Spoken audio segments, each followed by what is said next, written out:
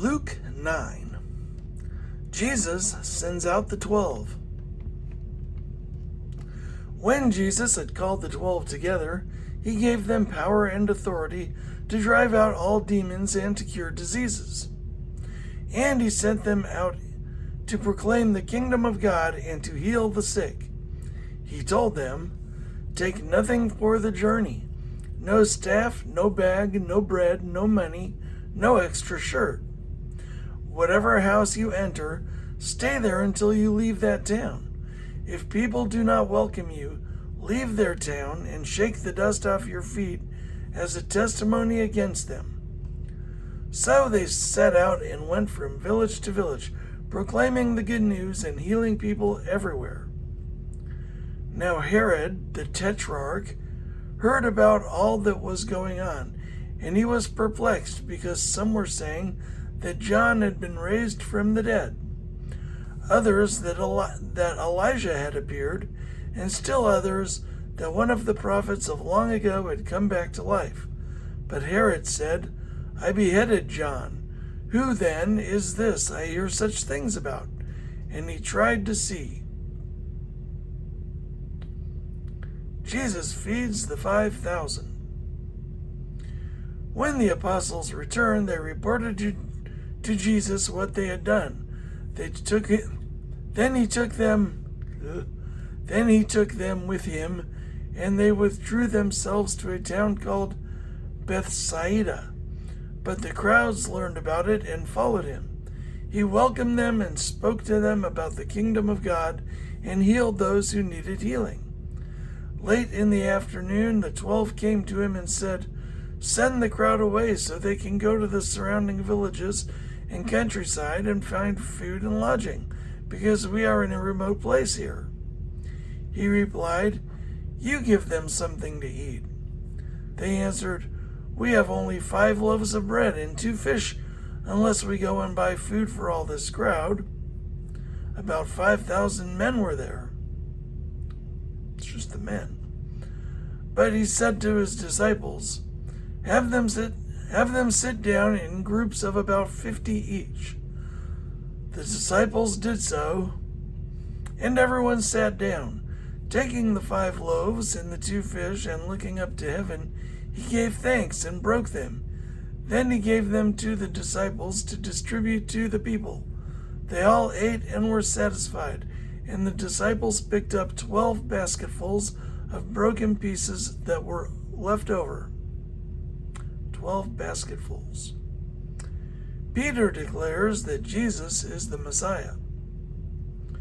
Once when Jesus was praying in private and his disciples were with him, he asked them, "Who do the crowds say that I am?"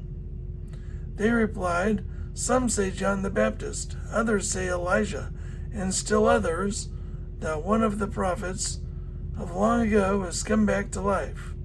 "But what about you?" he asked. "Who do you say I am?" Peter answered, "God's Messiah." Jesus predicts his death.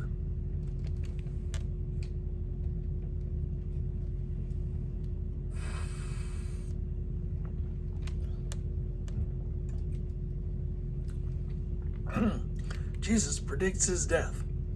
Jesus strictly warned them not to tell this to anyone. And he said, "The Son of Man must suffer many things and be rejected by the elders, the chief priests, and the teachers of the law, and he must be killed, and on the 3rd day be raised to life." Then he said to them all, "Whoever wants to be my disciple must deny themselves, must deny them."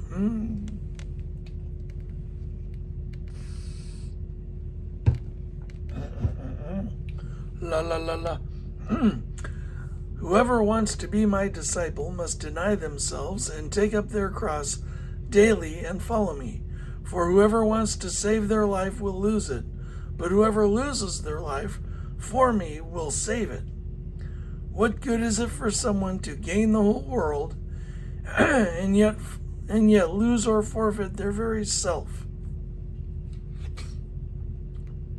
My voice is worse after drinking here. What good is it for someone to gain the whole world and yet lose or forfeit their very self? Whoever is ashamed of me and my words, the Son of Man will be ashamed of them when he comes in his glory and in the glory of the Father and of the holy angels.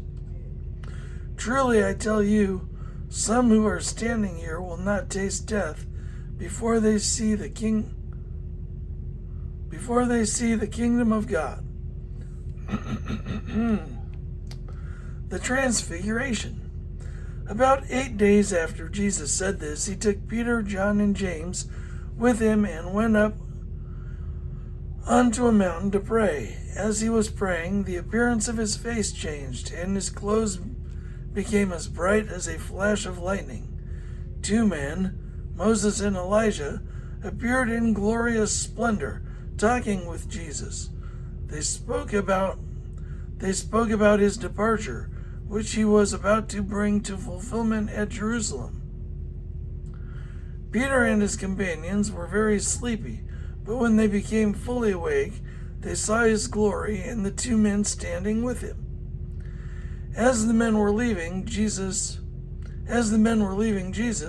Peter said to him, "Master, it is good for us to be here.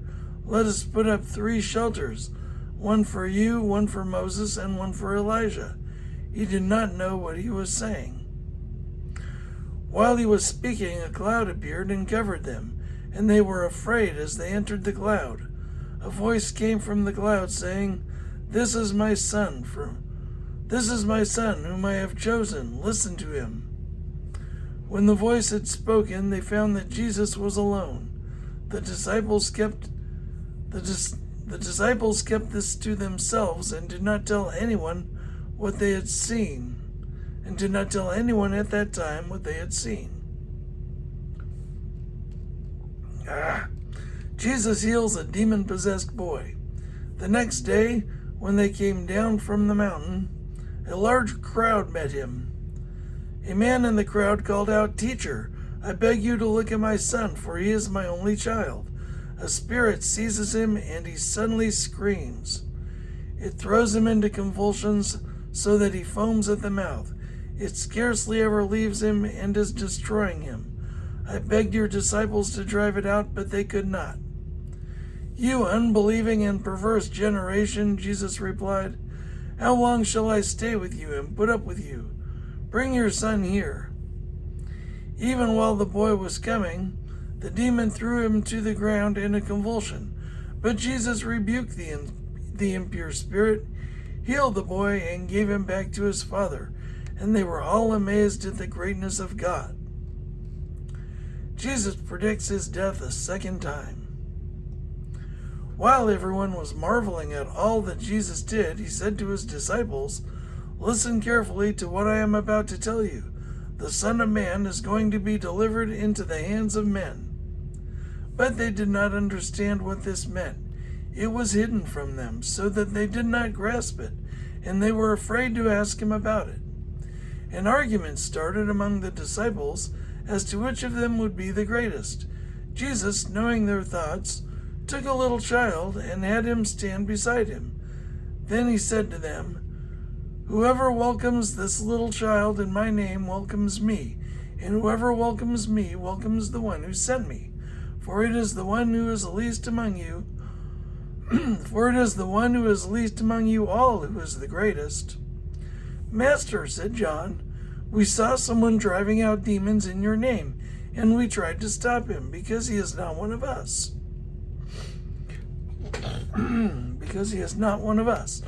"Do not stop him," Jesus said, "for whoever is not against you is for you."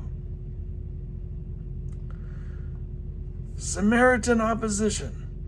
As the time approached for him to be taken up to heaven, Jesus resolutely set out for Jerusalem, and he sent messengers on ahead, who went into a Samaritan village to get things ready for him. But the people there did not welcome him because he was heading for Jerusalem. When the disciples James and John saw this, they asked, "Lord, do you want us to call fire down from heaven to destroy them?" But Jesus turned and rebuked them. Then he and his disciples went to another village. The cost of following Jesus. As they were walking along the road, a man said to him, "I will follow you wherever you go." Jesus replied, "Yep."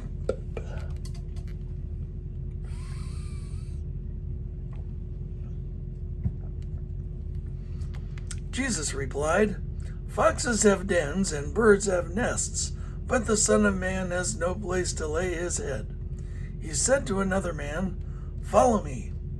But he replied, Lord, Lord, first let me go and bury my father." Jesus said to him, "Let the dead bury their own dead, but you go and proclaim Let the dead bury their own dead, but you go and proclaim the kingdom of God." Still another said, "I will follow you, Lord, but first let me go back and say goodbye to my family." Jesus replied, "No one who puts a hand to the plow and looks back is fit for service in the kingdom of God." No one who puts a hand to the plow and looks back is fit for service in the kingdom of God.